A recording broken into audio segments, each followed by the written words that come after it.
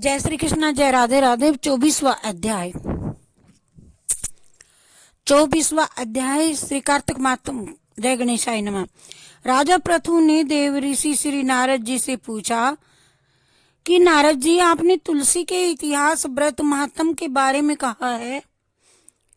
अब मुझे ये भी बताने की कृपा करें कि क्या इस कार्तिक मास में और भी देवताओं का पूजन होता है, यह भी मुझे समझा करके कहिए।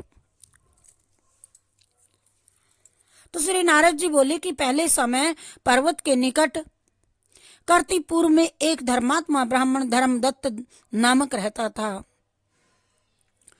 और 8 पहर उनकी भक्ति में तल्लीन रहता था। एक दिन कार्तिक मास में वह 1 पहर रात शेष रहने पर जागरण के लिए विष्णु भगवान के मंदिर में गया। वह हर प्रकार की सामग्री लेकर के पूजा करने के लिए जा ही रहा था कि उसने मार्ग में एक बड़ी भयंकर राक्षसी को देखा, जिसके बड़े बड़े दांत थे, लपलपाती हुई जीभ थी, बड़े बड़े लाल लाल नेत्र थे, जिसका शरीर नंगा था, मांस रहित था। उस भयंकर राक्षसी को देख करके धर्मदत्त बुरी तरह से कांपने लगा और कुछ उपाय न देख करके उसने पूजा वाली थाली और जल का लोटा उस राक्षसी पर फेंक दिया।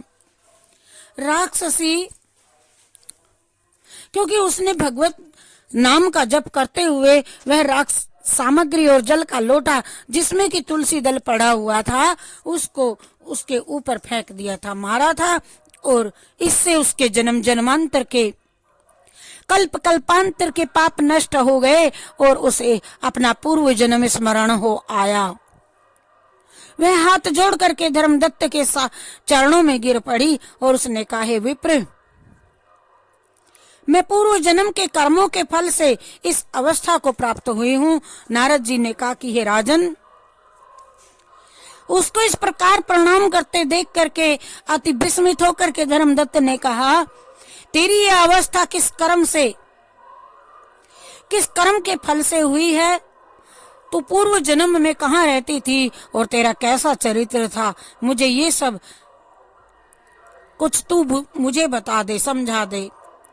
उस राक्षसी ने, जिसका नाम कलह था, उसने कहा, हे ब्राह्मण, सौराष्ट्र में भिक्षुक नामक एक ब्राह्मण रहता था, मैं उसकी पत्नी थी और मेरा स्वभाव बड़ा निष्ठुर था। मैंने अपने पति का कभी भी भला न चाहा, न कभी मैंने उसको अच्छा भोजन खाने को दिया और न मिठाई ही खाने को दी। मैं प्रतिदिन अपने उस पति से लड़ती रहती, झगड़ती रहती। मुझे इस प्रकार की लड़ाका देख करके तथा नित्य प्रति की कलह से तंग आ करके मेरे उस पति ने दूसरा विवाह कर लिया। और जब यह सुनकर के मेरा पति ने दूसरा विवाह कर लिया, मैंने सुना तो मैंने उसके दूसरा विवाह करने से पहले ही विष खा करके आत्महत्या कर ली। मेरी मृत्यु के पश्चात यम के दूत आए और मुझे पकड़ करके गदा मारते मारते मुझे यम के पास में ले गए। यमराज ने मुझे देख करके चित्रगुप्त से कहा, हे चित्रगुप्त, इसने क्या कर्म किया है? जो भी कर्म इसने किए हैं अब इसको उनका फल भोगना ही पड़ेगा। तो कलह ने कहा, ब्राह्मण, चित्रगुप्त ने यमराज से कहा, इसने अपने जीवन में कोई भी कभी भी अच्छा कर्म नहीं किया, इसने कोई अच्छा काम नहीं किया है। ये सदा अपने पति को खराब भोजन देकर सदा आप अच्छे मिष्टान घी भोजन करती थी, खाती रही है, इसलिए ये सब विष्ठा खाने वाली होगी। इसको अब सूकरी का जन्म देना,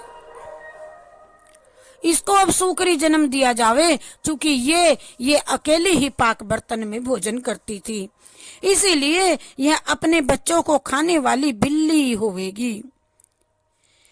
इसने चूंकि अपने पति पर क्रोध करके आत्मघात किया है, इसलिए ये प्रेत की योनि में जाएगी। अब आप इसे अपने दूतों द्वारा मरु स्थान में भेज दीजिए और यहाँ पर वहां जा करके इसको वहां पर बहुत बहुत दिनों तक प्रेत की योनि में रह करके और फिर ये पापिनी अपनी तीनों योनियों को भोगेगी। लो हे विप्र, अतः मैं 500 वर्षों से प्रेत की योनि में हूँ